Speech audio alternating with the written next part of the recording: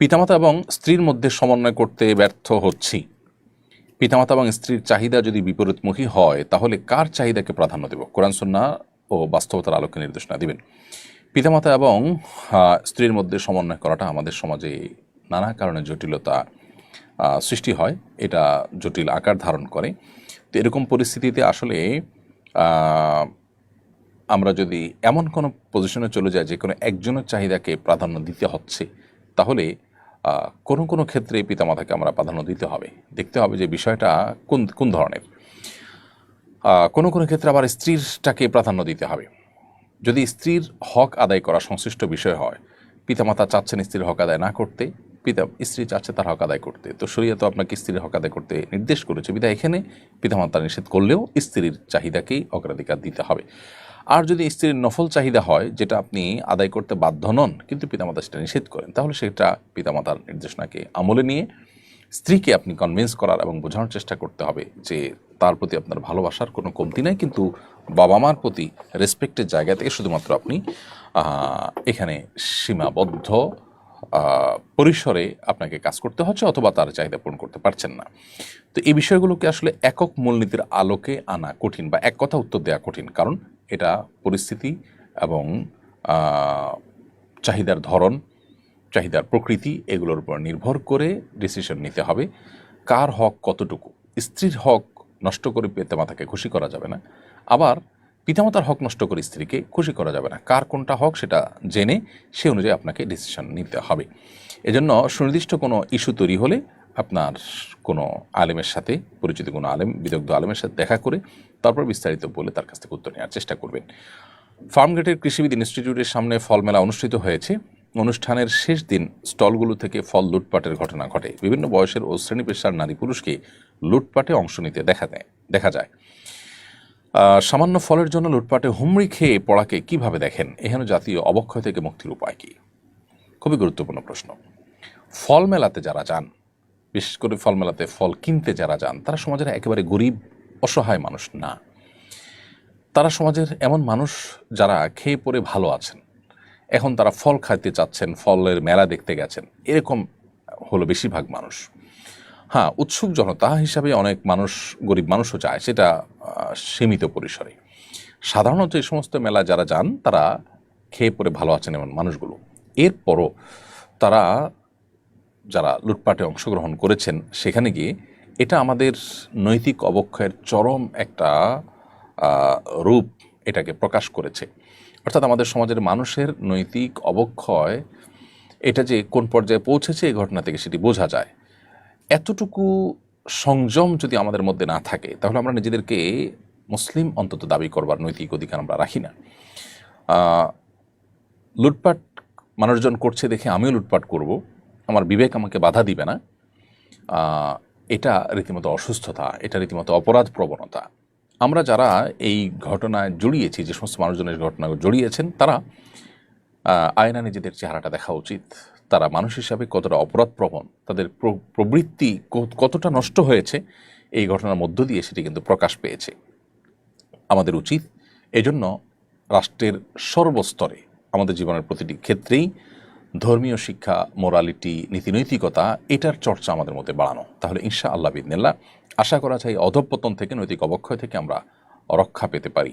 আমাদের শিক্ষা থেকে নিয়ে প্রত্যেকটা সেক্টরেই নৈতিক শিক্ষার তেমন কোনো বালাই আমরা দেখি না, তেমন কোনো গুরুত্ব আমরা সেখানে দেখি না। এটা হলো দুর্ভাগ্যজনক একটি বাস্তবতা আমাদের জীবনে। সাইয়েদ সুলাইমান আপনি লিখেছেন, আমি টি শার্ট প্রিন্টিংয়ের ব্যবসা করি। অনেক কাস্টমার টি শার্টের ছবি প্রিন্ট করে করিয়ে নিতে চায়। আমি কি তাকে টি শার্টের ছবি প্রিন্ট করে দিতে পারি কিনা? যদি কোনো প্রাণীর পূর্ণাঙ্গ পরিষ্কার ছবি থাকে তাহলে সেই টি শার্ট প্রিন্ট করা আপনার জন্য জায়েজ নয়, কারণ যিনি আপনার কাছ থেকে এটা নিয়েছেন তিনি বিক্রি করবেন, পরবেন আরেকজন, আপনি নিজে পরবেনও না, বিক্রিও করবেন না, কিন্তু আপনি সেই গুনাহের কাজ, অর্থাৎ কোনো প্রাণীর ছবি অঙ্কন করা বা প্রিন্ট করা, সেটাকে গায়ে দেয়া, ব্যবহার করা, বিক্রি করা, এই কাজগুলোতে আপনি মূল সহযোগীর ভূমিকা আছেন, আপনি এটা প্রিন্ট করে দিচ্ছেন, সেজন্য এটা আপনার জন্য করা জায়েজ নয়। আপনি হালাল যে সমস্ত অর্ডার পাবেন সেগুলো নেবেন। আমি জানি এই সেক্টরে যারা কাজ করছেন বা এই জাতীয় সেক্টরগুলোতে যারা কাজ করছেন তাদের জন্য এভাবে বেছে বেছে কাজ করাটা একটু কঠিন, কিন্তু জান্নাতে যাওয়ার পথটা তো আসলে সহজ নয়, একটু কঠিনই। অতএব এই স্যাক্রিফাইসটুকু যদি না করতে পারি তাহলে আল্লাহ তাআলার কাছে জান্নাতের প্রত্যাশা করাটা, দাবি করাটা বড় কঠিন হয়ে যেতে পারে।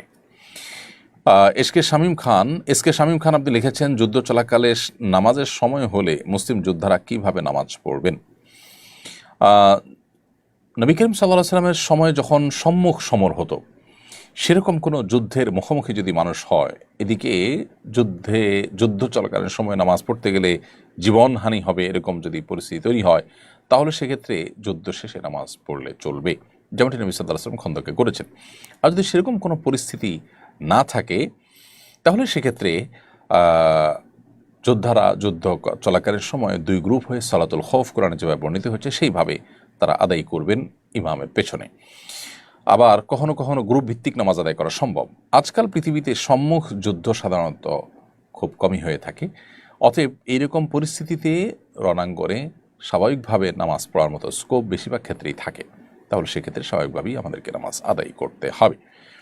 হ্যাঁ, যদি এমন কোনো পরিস্থিতি কেউ থাকেন যে নামাজ পড়তে গেলে তার জীবনহানি হতে পারে বা বাঁচার সম্ভাবনা ক্ষীণ, এরকম পজিশনে তিনি আছেন, তাহলে তার জন্য ভিন্ন বিষয়, অর্থাৎ তিনি হয় পরের যুদ্ধ শেষ করে নিরাপদ হয়ে নামাজ পড়বেন, আর না হলে সালাতুল খৌফে যাবেন। আর স্বাভাবিকভাবে যারা রণাঙ্গনে আছেন, যুদ্ধক্ষেত্রে আছেন, চাইলেই নামাজ পড়তে পারেন তাদের বাংকারে অথবা তাদের যে জায়গায় তারা অবস্থান নিয়েছেন সেই জায়গায়, তাহলে সেখানে তারা স্বাভাবিকভাবে নামাজ পড়বেন, প্রয়োজনে জামাতে পড়ে, আর জামাতে আদায় করা সম্ভব না হলে একাকী। নামাজ এমন একটা বিধান, এমন একটা বিষয় শরীয়তের, যে বিধানটা আসলে একান্ত নিরুপায় হওয়া ছাড়া সেটি বিলম্ব করবার সুযোগ আমাদের নেই। এই জন্য যুদ্ধক্ষেত্রের উপর নির্ভর করে বিধান মূলত এখানে প্রণয়ন হবে। আমি আমার স্ত্রীকে দাওয়াতি কাজে সহযোগী বানাতে চাই, কিন্তু তিনি আগ্রহী নন। স্ত্রীকে দাওয়াতি কাজে সহযোগী করতে কিভাবে উদ্বুদ্ধ করা যেতে পারে? আপনার স্ত্রী যদি বই পড়তে পছন্দ করেন, তাহলে ভালো ভালো কিছু মোটিভেশনাল বই পড়াতে পারেন তাকে, যে বইগুলো তাকে দায়ী হওয়ার প্রতি আগ্রহী করে তুলবে। আর যদি বই পড়ার অভ্যাস তেমন না থাকে, তাহলে সেক্ষেত্রে আপনি তাকে ভালো দাওয়াতি কাজ করেন এবং তিনি তাদের দ্বারায় প্রভাবিত হতে পারেন এরকম ব্যক্তিদের সাথে তার পরিচিতি যেন ঘটে, তার সাথে ওঠা বসা যেন ঘটে, সেই ব্যবস্থা আপনি করবেন, সেই উদ্যোগ আপনি নেবেন। যদি সেটা নেন, হজের তওয়াফের সময় ভুলবশত হাত সবুজ বাতির দিকে তুলেছিলাম, এতে তওয়াফ বাতিল হবে কিনা, বিষয়টি নিয়ে আমি খুবই বিচলিত। না, তওয়াফের সময় আপনার হাত ডানে বামে কোনো দিক গেলেও তাতে তওয়াফ বাতিল হয় না। সেক্ষেত্রে সবুজ লাইটের দিকে হাত যাওয়াতে কোনো অসুবিধা নেই। আপনি হয়তো হাজর আসাদ পাথরের দিকে হাত তুলতে গিয়ে ডান পাশে তুলেছেন, তাতে আপনার তওয়াফের কোনো ক্ষতি হয়নি। আমার বাবা আমাদের ছেড়ে অন্য একটি পরিবারে বসবাস করছেন বহু বছর ধরে, তিনি আমাদের কোনো খোঁজ খবর নেননি। আমি কি তার জন্য দোয়া করতে বাধ্য? তার মৃত্যু হলে আমি কি জানাজা অংশ না নিলে গুনাহগার হব? আপনার বাবা আপনাদের খোঁজ খবর নেননি, অন্য পরিবার তার আছে, সেই পরিবারেই বসবাস করছেন, তাদের নিয়ে আছেন। এরকমটা যদি ঘটে থাকে, তাহলে আপনার বাবা আল্লাহর কাছে বড় ধরনের অপরাধ করেছেন। তিনি রক্ত সম্পর্কীয় মানুষের সাথে সম্পর্ক ছিন্ন করেছেন, অর্থাৎ নিজের সন্তান, নিজের রক্ত, তাদের সাথে সম্পর্ক তিনি ছিন্ন করেছেন, যেটা কবিরা গুনাহ। সেই জন্য তিনি আল্লাহর কাছে জবাবদিহি করতে হবে, তার এটা অপরাধ। কিন্তু এর পাশাপাশি এটাও ঠিক যে শুধুমাত্র তিনি আপনার জন্মদাতা পিতা হওয়ার কারণে আপনি তার প্রতি সদাচরণ করতে হবে। তিনি যে অন্যায় করছেন তার জন্য তিনি আল্লাহর কাছে দায়ী থাকবেন।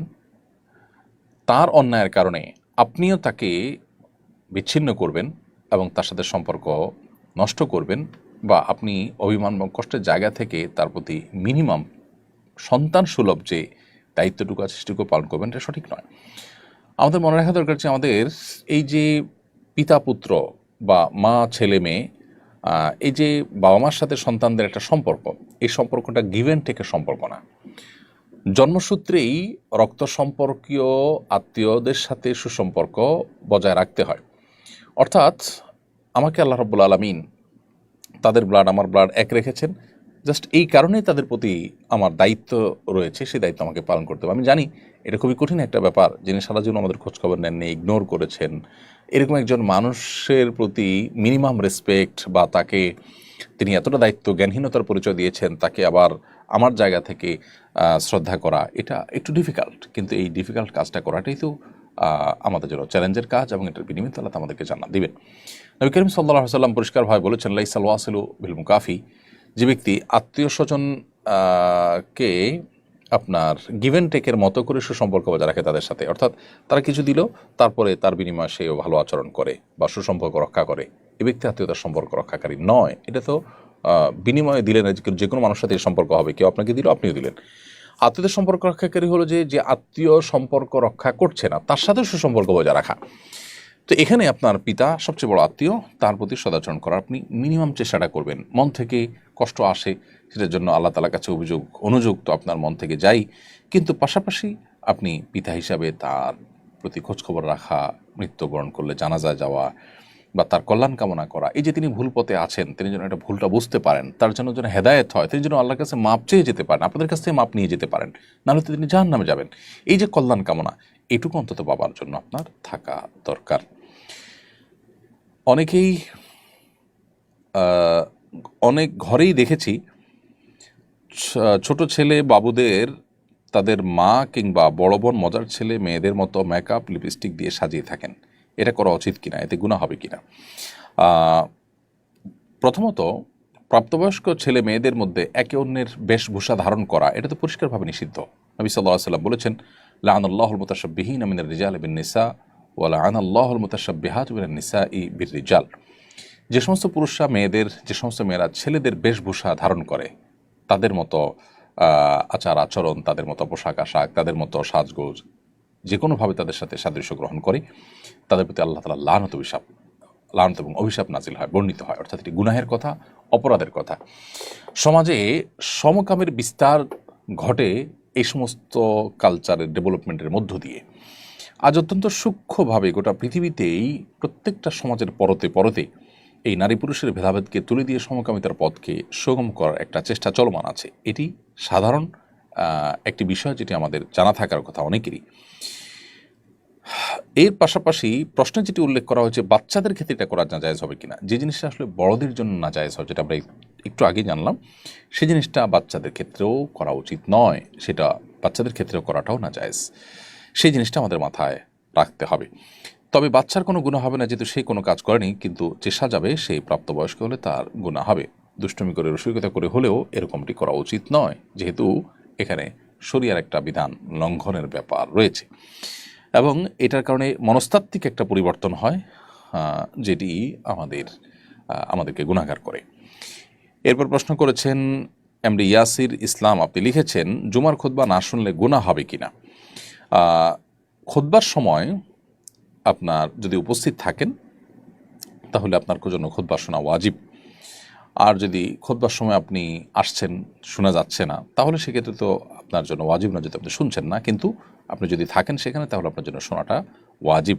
অর্থাৎ না শুনে সেখানে যদি কথাবার্তা বলেন, অমনোযোগী থাকেন, তাহলে সেটা ওয়াজিব তরকের গুনাহগার করবে আপনাকে। শিউলি ভুঁইয়া, আপনি লিখেছেন কিছুদিন আগে আমার একটি ছেলে সন্তান হয়ে মারা গেছে। আমার শাশুড়ি বলছেন আমি নাকি আমার সন্তানকে মেরে ফেলেছি। মায়ের কথা শুনে আমার স্বামীও তাই বিশ্বাস করছে। আমার শাশুড়ি মানুষের কাছে বলে বেড়াচ্ছেন আল্লাহ দিয়েছিলেন কিন্তু আমরা রাখতে পারিনি। এমত অবস্থা আমার করণীয় কি? খুবই খারাপ পরিস্থিতিতে আছি, আপনার পরামর্শ কামনা করছি। বোন শিউলি ভুঁইয়া, আপনার কষ্টটি কিছুটা হলেও আঁচ করতে পারছি। আমাদের সমাজে খুব ভয়ঙ্কর এক পরিস্থিতি এই জাতীয় ঘটনার ক্ষেত্রে ঘটে থাকে। একজন মা, তিনি তার সন্তানের যতটা আপন, তার চাইতে তার দাদি কিংবা অন্য কেউ, এমনকি বাবাও ততটা আপন হতে পারেন না। সেখানে মাকেই যদি এভাবে ব্লেম করা হয়, সেটা আল্লাহর আরশ কেঁপে যাওয়ার মতো ঘটনা। হ্যাঁ, কোনো পাষাণ মাদের দ্বারা এই ধরনের ঘটনাও ঘটে না তা নয়, কিন্তু সেটা খুবই রেয়ার কেস। সাধারণত কোনো মা সন্তানকে মেরে ফেলেন না। বিশেষ করে এ জাতীয় ক্ষেত্রে আমাদের দেশে শাশুড়িরা, এমনকি শাশুড়িদের কথায় স্বামীরা অনেক সময় ভুল বোঝেন যে মা অসতর্ক ছিলেন, অসতর্কতার কারণে সন্তান মারা গেছেন। যদি অসতর্ক থেকেও থাকেন তো মায়ের চাইতে কষ্ট তো কারোর হয়নি। অতএব অন্যরা যদি মাকে এই সমস্ত বিষয়গুলো উল্লেখ করে খোঁটা দেন, সেটা হয় খুবই দুর্ভাগ্যজনক বিষয়। হ্যাঁ, কোনো মায়ের যদি সন্তানের প্রতি অবহেলা থেকে থাকে, তাহলে স্বাভাবিক হওয়ার পর তাকে সে ব্যাপারে কাউন্সেলিং করা যেতে পারে, দায়িত্ব সচেতন করার জন্য চেষ্টা করা যেতে পারে, কিন্তু তাই বলে তাকে ব্লেম করার কোনো সুযোগ নেই। এ ধরনের বিষয়গুলো ভয়ঙ্কর অপরাধ। অন্যের ব্যাপারে যখন মানুষ ব্লেম করে, মিথ্যা তহমত এবং অভিযোগ দেয়, সেটাকে আল্লাহ তাআলা বলেছেন তাহসাবুনহু হাইয়িনা ওয়া হুয়া ইনদাল্লাহি আযীম। তোমরা এগুলোকে খুব ছোট মনে করো, তো আল্লাহর কাছে এটা অনেক বড় ব্যাপার, অনেক বড় ধরনের অপরাধ। এই জন্য এই বিষয়গুলোতে আমাদের সর্বোচ্চ সতর্ক থাকতে হবে। এমনি রুবেল হাসান, আপনি লিখেছেন সাহরি এবং তাহাজ্জুদের সময় কি একসাথে হয়ে যায়? তাহাজ্জুদের সময় তো মূলত এশার পর থেকেই আদায় করা যায়, কিন্তু ঘুম থেকে উঠে রাতে যে কোনো সময় থেকে তাহাজ্জুদ পড়া যায়। সাহরের নিয়তে যদি কেউ খাবার খান তাহলে সেক্ষেত্রে সেই খাবার ঠিক একইভাবে তাহাজ্জুদ যখন যখন পড়া যায় সেই সময়ের মধ্যে তিনি সাহরের খাবারও খেতে পারেন। অতএব আমরা এটা বলতে পারি যে তাহাজ্জুদ এবং সাহরের সময় একই সাথে হয়। অবশ্য সাহুর রাতের শেষ প্রহরের খাবারকে বলা হয়, আবার তাহাজ্জুদ ঘুম থেকে উঠে যে নামাজ পড়া হয় সেটাকে বলা হয়। এক্ষেত্রে তাহাজ্জুদও শেষের দিকে অর্থাৎ 1/3 থাকতে পড়া উত্তম, সাহরিও সেদিকে খাওয়া উত্তম। অতএব দুইটাকে প্যারালালি একটা আরেকটার সাথে আপনার সম্পর্কযুক্ত বা একটা আরেকটার সাথে একই টাইমিং আছে, দোনোটার একই সময় দোনোটা পালনীয়, এরকমটি বলা যায়। ফাহমিদা খাতুন আপনি লিখেছেন, ফাহমিদা কান্তা আপনি লিখেছেন, একজন হিন্দু ছেলে যদি মুসলিম মেয়েকে বিয়ে করার জন্য ইসলাম গ্রহণ করতে চায় তাহলে এটা কি আল্লাহর কাছে গ্রহণযোগ্য হবে? এক্ষেত্রে মেয়েটির করণীয় কি? মেয়েটি কিভাবে বুঝবে সে সত্যিকারের ঈমান এনেছে নাকি বিয়ের উদ্দেশ্যে ইসলাম গ্রহণ করতে চাইছে? দেখুন, ঈমান গ্রহণযোগ্য তখনই হবে যখন সেটি ইসলামের প্রতি পরিপূর্ণ আস্থা বিশ্বাস তৈরি হওয়ার ফলশ্রুতিতে আত্মসমর্পণ করার মধ্য দিয়ে মানুষ ইসলাম গ্রহণ করে, এবং সেই সাথে ইসলামের ঈমানের 3টা রোকন আছে।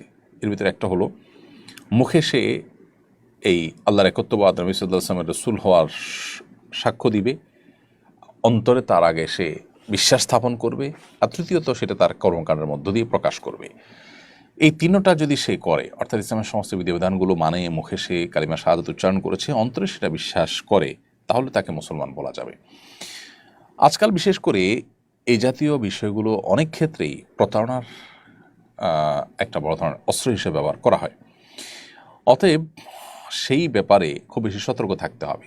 যখন মনে হবে যে না, তার এই ঈমানটা চূড়ান্তভাবে আল্লাহর প্রতি বিশ্বাসের জায়গা থেকেই হয়ে গেছে, তখন তাকে বিশ্বাস করে আপনি বিয়ে করতে পারেন। আর যদি বিয়ের উদ্দেশ্যে ইসলাম গ্রহণ করেছে এমনটি মনে হয়, তাহলে কোনো অবস্থাতেই এটাকে, এই আবেগকে প্রশ্রয় দেওয়া উচিত নয়।